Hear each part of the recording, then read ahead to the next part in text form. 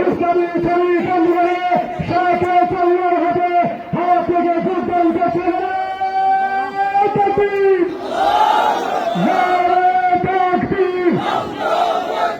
ইসলামী শ্রমিক আন্দোলন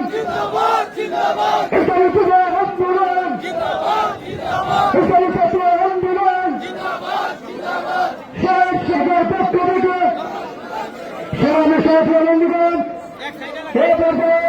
ইসলামী আন্দোলন বাংলাদেশ শেখ সরকার পক্ষ থেকে আজকের সম্মানিত প্রধানমন্ত্রী শেখ হাসিনাকে ফুল দিয়ে শুভেচ্ছা জানানো হবে। আজকের এখানে সমাবেশ বাস্তবায়নে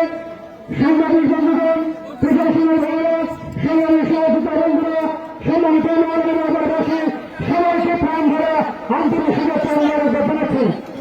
আলহামদুলিল্লাহ আগামী 26, 27, 28, 29 অক্টোবর